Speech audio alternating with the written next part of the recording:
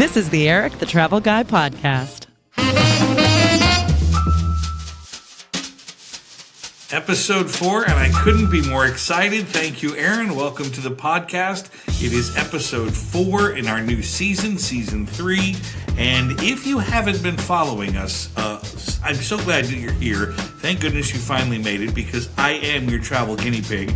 I've got ideas on where to go, what to do, where to stay, how to get the most out of your next vacation, in the hopes that you will too experience the potentially life-changing positive power of travel. Now, if you don't know, I happen to host a television series on PBS called Beyond Your Backyard. I travel all the time. I've dedicated my life to it. My children just love it when I can't stop talking about it all day long. I love everything about it, almost perhaps as much as you do. I don't know. But if you're joining us today, you are in for a real treat, because you may have heard the expression a travel agent or a travel advisor. And you may have thought, I thought they all died like in the 1970s. What happened? Like, we have the internet, we don't need travel agents anymore. Well, actually, now more than ever, we absolutely do. But we are going to break this down. My VIP guest in the Vacation VIP Spotlight this week, you are going to love this woman. She is so knowledgeable and so amazing. Wait until she gets here, as a matter of fact, we're going to cut the beginning part of the show a little short just to get to her, because she is just amazing. Anyway, that's today. I want to thank you, by the way, for those of you that are watching on YouTube. If you're listening on Spotify or Apple Podcast, you can watch this thing. You can see my long hair because of the Odd Couple, which should be gone here any week now. You can watch on YouTube, and those of you that do, thank you very much for doing so. Don't forget to sign up for the newsletter, because we do a newsletter every week, and you may not know this because we do articles and various other things in that newsletter every week. It's kind of, the written version of this podcast. But we've got some other stuff in there that you would find very interesting. One of the things you may not know, on my Etsy store, we do curated 3, 4, and 5 day itineraries in key places around the world. So before you head out on your next vacation, you might want to check my Etsy store, because there may be, our newest one is for London, as a matter of fact. And so that's at my Etsy store. Anyway, all of these links and everything that we talk about with my VIP Spotlight guest will be on the website. We always put that at erikthetravelguy.com. That's under I think it's under on a blog post. So that's what we do at erikthetravelguy.com. Did you guys see there was a brand new Airbus airplane that we just got to see a glimpse of? It's a single aisle airplane. And just between us girls here, usually when you fly long haul, meaning a longer trip overseas perhaps, but just a longer duration trip, you're flying in a twin aisle aircraft. That means that there's seating on the left, an aisle, seating in the middle, an aisle, seating on the right, etc. But this is a single aisle aircraft that can now fly long haul, meaning because the engines are so fuel efficient, they can actually. Now, I will say this though, I'd like to make sure we're all clear about something. As a person who flies often, I love fuel efficiency, and I like quiet engines. I like modern technology. Don't get me wrong. But the airlines sometimes might have you fooled into thinking you care about these things, when in fact I don't think you do. I think you, like me, care about a few key things in an aircraft: seating comfort and price, and of course availability. Going to particular places that we want to go with lots of flight options. Those are the things we care about. If the engines are a little loud, all right. If it's not as fuel efficient as it could be, but we care about price. We care about what the seating is like, what's going on, how comfortable the seats are, how close they are together, comfort inside the cabin, and we care about availability and schedule. And so airlines, if you want to talk about fuel efficiency and composite material and all that other gobbledygook, so be it. But just know those are the things that we care about. Now, you can draw the conclusion, too, but the more fuel efficient the engines are, the lower the price is. Okay, fine. We'll see. Anywho, that's my, I didn't mean to get on a soapbox about that, but I get very, the Airbus will come out or Boeing will come out with a new price. Oh my gosh, look at this plane. It's so fuel efficient. It's so fuel efficient. Oh, they still have, 925 seats packed in there and, with a 27-inch pitch, and you feel like you've got your knees up your nose. And but it's so fuel efficient, so quiet. Oh, right. I can quietly go mad. Thank you very much. No, why don't you spread the seats out a little bit? Maybe even charge me a little bit more. That's fine. I'll take some creature comforts there. Speaking of which, we must stop this and get to Sheila. She is here. Sheila Folk is here. She's the CEO and founder of Travel Industry Solutions. That is next. This discussion about whether or not you need a travel advisor, or maybe you want to be a travel advisor. Oh yes, Sheila is just the person to tell us all about it. It's next on the Erik the Travel Guy podcast. Stay with us. This is the Erik the Travel Guy podcast. Welcome back. Thank you for watching. Thank you for listening. If you're watching, you can do so on YouTube. You can see my long hair. Not for very much longer with the long hair, I might add, but that's a different story altogether. Of course, we are on Apple Podcasts and Spotify.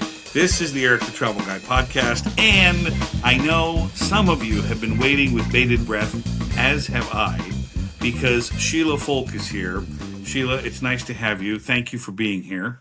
Thank you so much. I really appreciate it. Now, if I would love talking to you. Well, you and I, we seem to, I don't know, maybe we're related. You and I seem to get along all right. Right. Quite frankly, Sheila, I'm trying to decrease the size of the circle, but I think maybe, there may be a new addition for you here in my... Well, when you get into your 50s, you have a different perspective on friendships and who you want in your circle. So I absolutely agree with you. Well, it's funny you should mention that, and I think we should get that out of the way right away. Nobody believes that you are in your 50s, okay? When I say I'm in my 50s, they go, yeah, that seems about right. And if I stand up and show you my dad bod, they'd be like, yeah, okay, that's built by red wine and Cheetos. That's great. You, on the other hand, I'm afraid not. But again, that's a topic for a different day. You are the CEO and founder of Travel Industry Solutions, which sounds very official. But the reality of it is you're the person and your dedicated team that help the travel advisors do the actual job that they're doing to help people go on vacations, right? You're like the white label support group for travel advisors. If I have this correct, I'm sure you don't describe it that way, but you know what? It's my podcast. I can say whatever I want. How about that? I kind of like that. That's pretty good. Yeah. Well, because I think people... Look, it's funny, if you say travel agent and you are over the age of, say, at this point, 35, maybe 40, you instantly think of some 70-year-old fire engine, red-haired, curly woman chain-smoking cigarettes from New Jersey. And that's who travel agents, that's what they were. Handwriting out airline tickets, right? Just get that. Do I have to touch that after you've done that? I don't want to touch that.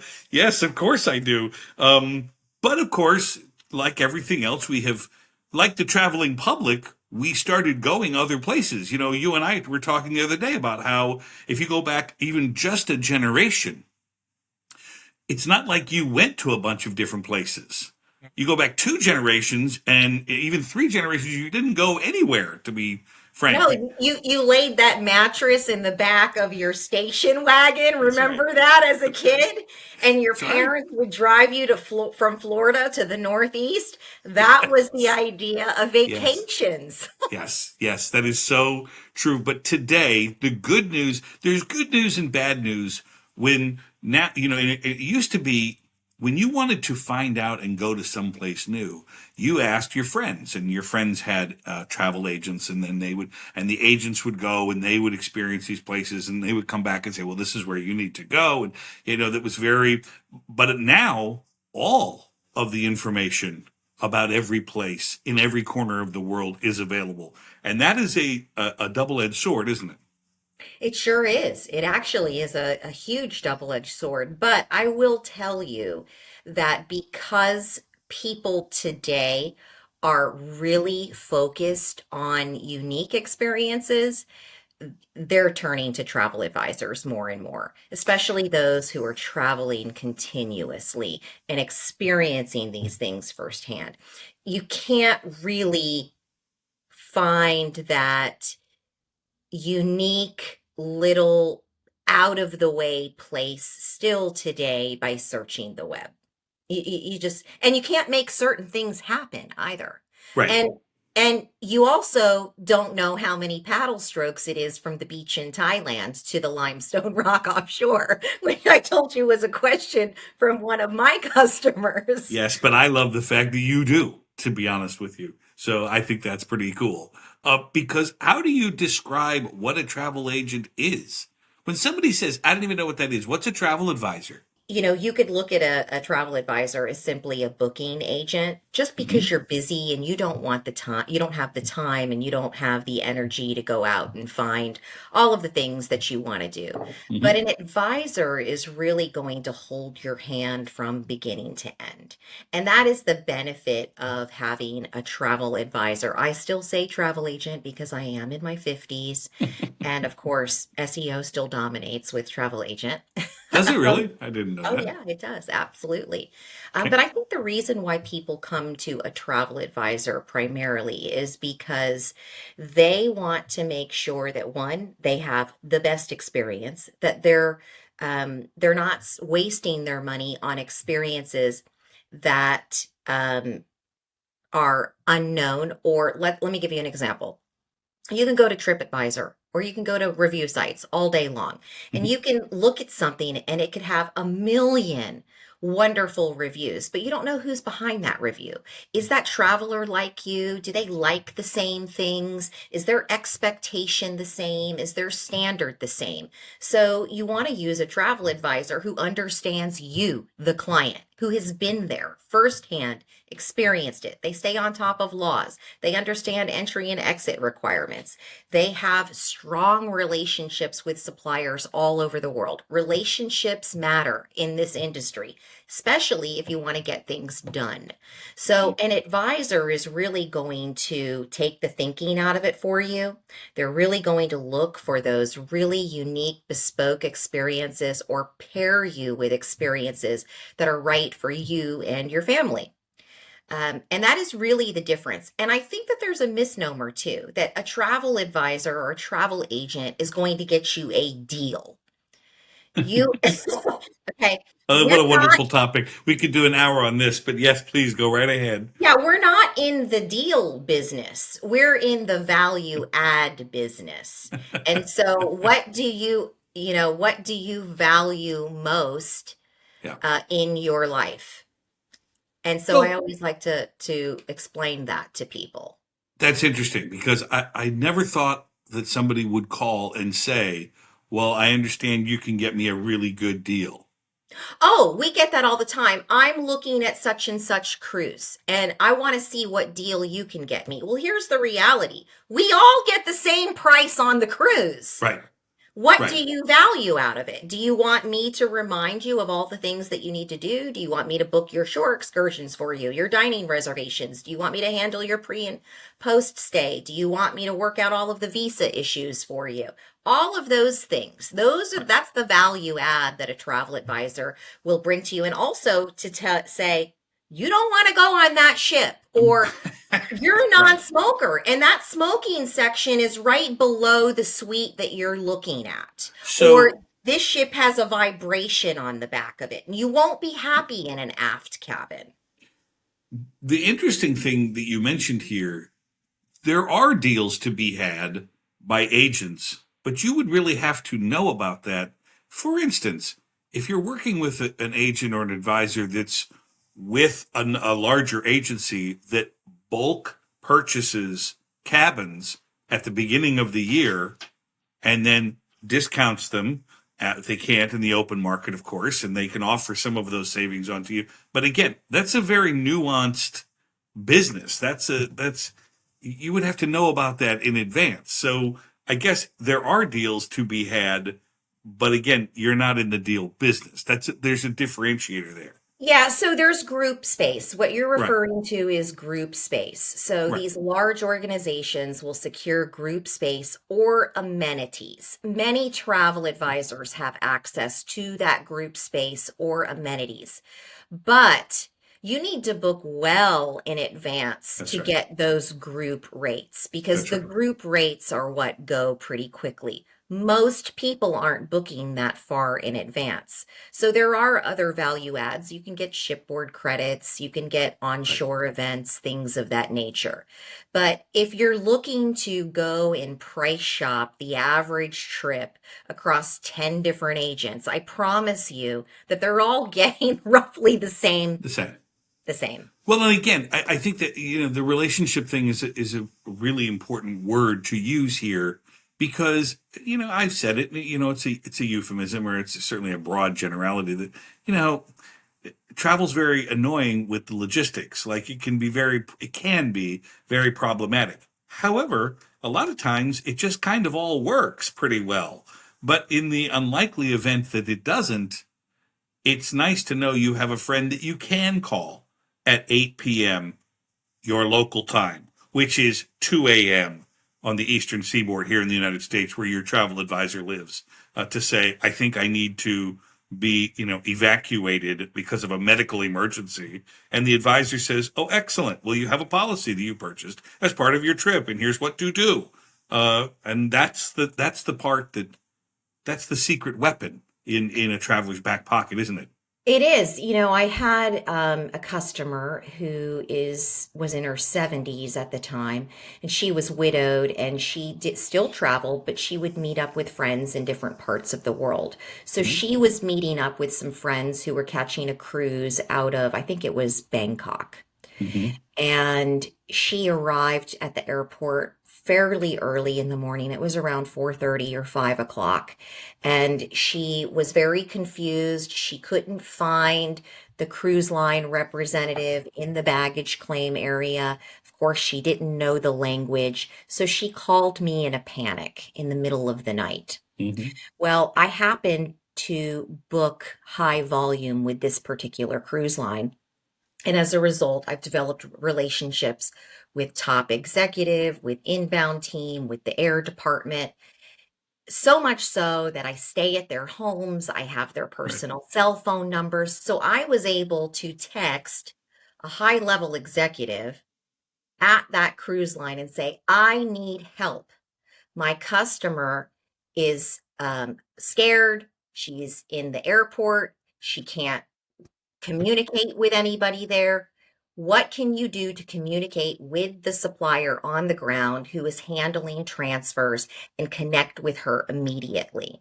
And within 20 minutes, we had that solved. So that's a huge, huge benefit to working with a travel advisor. You have emergencies that happen, but you also have other things. I have a client with a laundry list of things that she needs Right. upon arrival, whether it's at a hotel or on a cruise line. I want X, Y, and Z pillow selection in my room upon arrival. I will make a selection immediately and send the other things back. I need unsweetened boxed coconut milk delivered to my room every single day because I use it for my smoothies and I bring my little blender with me. Got And it. the list goes on and on and on and on. And I make sure all of those things happen for her every single trip she takes. And oh, the list is way longer. There are about 30 things on her list. So why don't you try coordinating that with all of your vendors that you're booking on your own? Right. Almost impossible. Mhm. But if you don't mind me switching topics, it's one of the questions I get the most about travel agents, which is, do the services of a travel agent, are they extra? Do they cost money? In other words, is this vacation going to cost me more because I'm using a travel advisor? Sometimes. Yeah. Why? Because you're paying for the knowledge and the years of experience of that travel advisor. So we've seen a pretty big trend in the industry of travel advisors charging planning fees, charging Mhm. change fees, charging cancellation fees. Our job is to recommend the best products for you and not be beholden to certain suppliers who are, providing more skin in the game Mhm. for us. So, yes, we make commissions on the sale of product, but you are really coming to us for our expertise. And we spend a lot of time and a lot of money on education, on training, on traveling, on experiencing these products firsthand. So just as though you choose a lawyer who has a specific amount of experience, or you choose a CPA or some other professional, we're no different. Well, and it's not a big secret either. I think it's, a good travel advisor is honest and open. So if you say, well, gee, I could go on Regent or I could go on Crystal. What do you recommend? And you give your recommendation. And it's okay to say to an agent, do you make a commission off of that? And the agent, if they're the right agent, will say, absolutely. And that's how they make money. That's why you're not paying extra. You might pay a planning fee or whatever. But again, those fees would be disclosed up front anyway. That's Because right. agents are really in the business of developing not just long-term relationships with the suppliers, because those change, but also the customers themselves, the travelers, us. Yeah, and you may see planning fees more on land packages, not so much on cruises. I do Mm. book a lot of world cruises in my agency, and so there's a lot of time planning and preparation. Um, I book every single aspect of that particular trip for my customers, including down to every shore excursion on their 150 days. It's so So there's a funny. lot of time involved in doing that, and all We of those. talk about. I'm sorry. Go ahead. Yes, yes. There's time, and yes, So in but those cases, you might see it, but for the average cruise, you're generally not seeing additional fees being charged by advisors, particularly to return clients, because you know your client by then, you know what they want, you know what's a good product fit, and you start to see trends with those clients. right. And it's funny, we were talking about the past. Travel agents predate the internet, of course, because back in the day, if you were flying on TWA or Pan Am, you couldn't go online and buy a ticket. You had to buy it from Pan Am, or you had to buy it from your agent. Could you used to buy a ticket from Pan Am? I guess you could, right? You could call them Do you remember back in we the used day. to have to drive to the airport to get our Yeah. Yeah. tickets? I have said many times, and I'm sure you have in some form or another, the thing is, you never know which one of these vacations is going to change your life forever. And I've seen it. I know you have seen it thousands of times in your career, short career, because we know you're 32. Um, but it's true. And what's interesting about having a guest on this podcast, you never know which one of these guests is going to really make an impact. And so I say this because today, for some of you listening, if you are doing something that you don't want to do for a living and think to yourself, if there's some burning passion that you want to be doing something else, maybe helping people go on vacation is a viable career option. Sheila, are there spots available for new travel agents if I wanted to become one today? Absolutely. As a matter of fact, this industry is growing rapidly.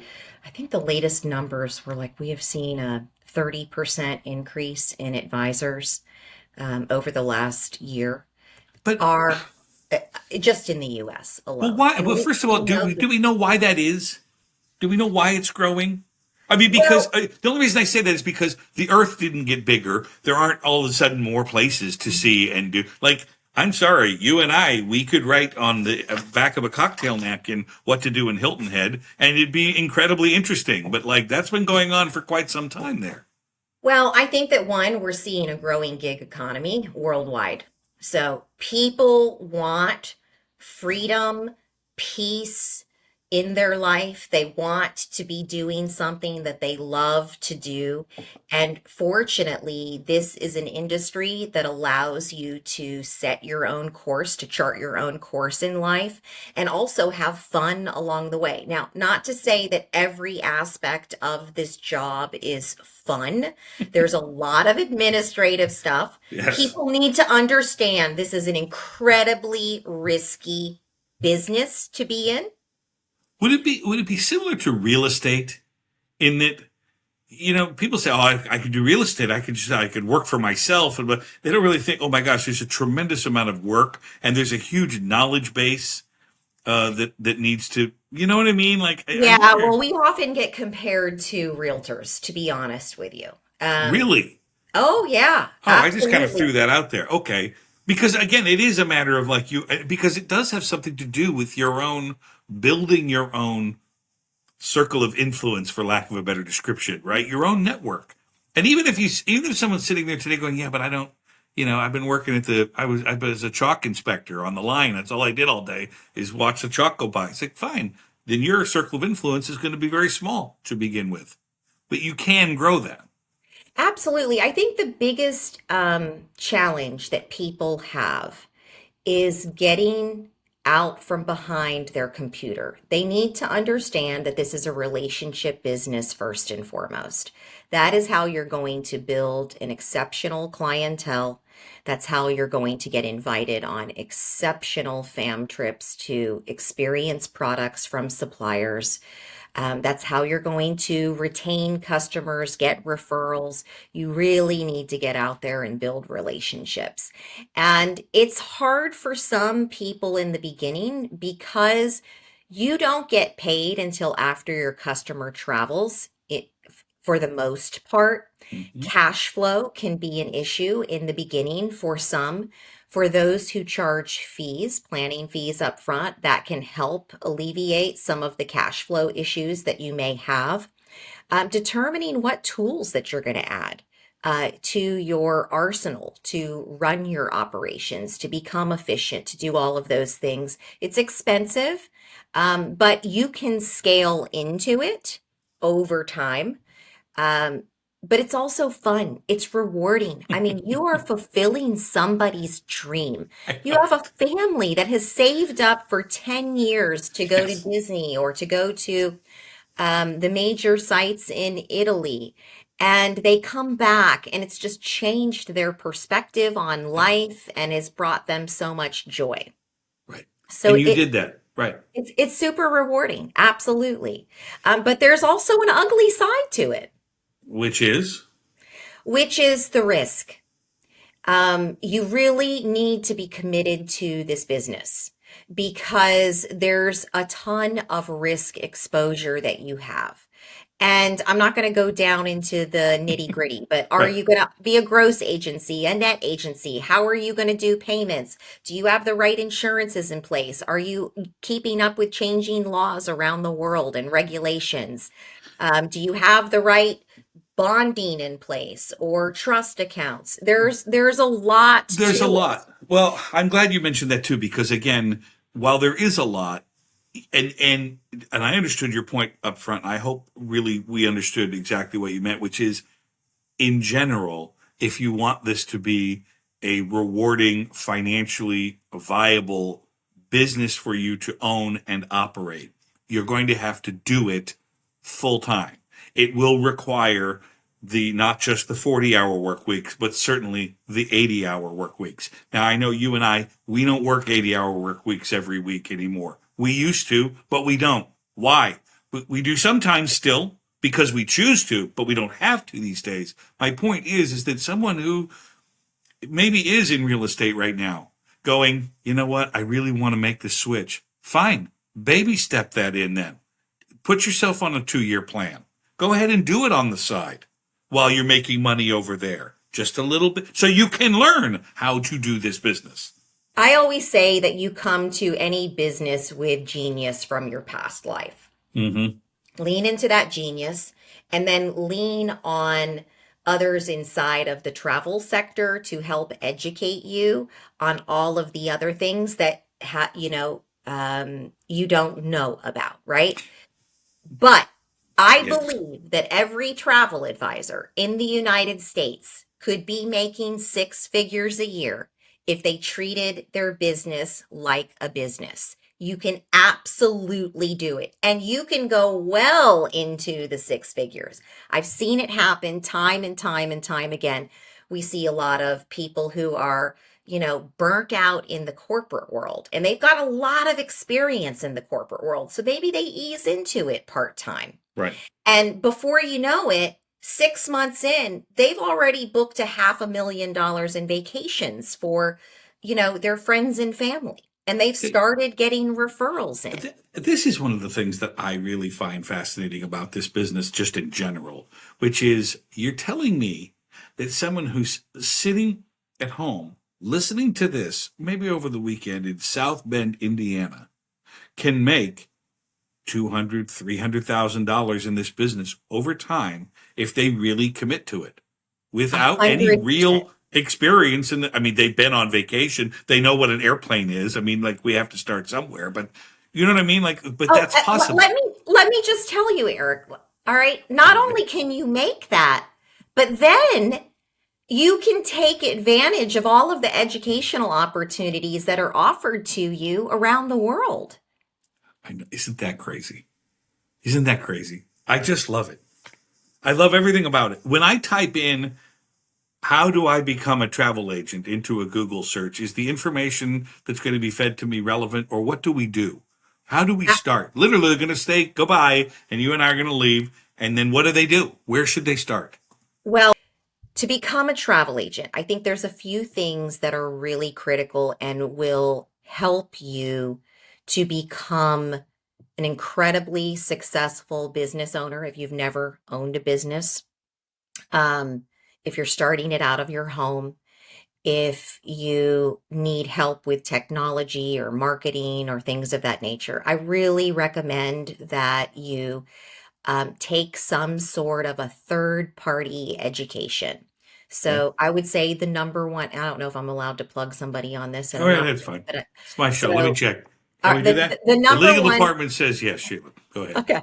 Well, the number one educator in the US, actually, I believe she is globally, and she's number one on YouTube, is Cindy Williams with Careers on Vacation. She's phenomenal. She has a phenomenal course. Our professional association, ASTA, also has a course. The Travel Institute. Go take an independent course to learn the basics about becoming a travel advisor. The next thing is, if you're brand new, don't try to be independent initially. You're going to have lower commission rates because you don't have the volume. You don't have a support network. You don't have access to tools and additional training. Join a host agency. Okay. So you can go to hostagencyreviews.com and review host agencies. I have a ton of articles on my website about how to become a host agency, what seller of travel laws mean, what type of credentialing that you need, what are some of the other resources that are out there. So everybody can go to the Travel Industry Solutions website, travelindustrysolutions.com. We'll put it up on the thing. Yep. Right. So start with first, get training, sign up with a host agency, make sure you have all of your legal protection and your back office tools buttoned up. So you want to make sure you have all of the right client terms and conditions, waivers in place, things of that nature. E&O insurance, you want to have that. And the host agency will help with this. We'll guide you through this, right? They'll yes and yes no. and no. Got it. All right. So it's really up to you. Yeah. Okay. Yeah. So those are the key steps for starting. All right. And getting your business off the ground. This is perfect. One last question. Should we select a particular area of expertise to learn to start with? I'm a cruise expert. I'm a Disneyland expert. I'm a Chicago expert. Is that a smart thing to do?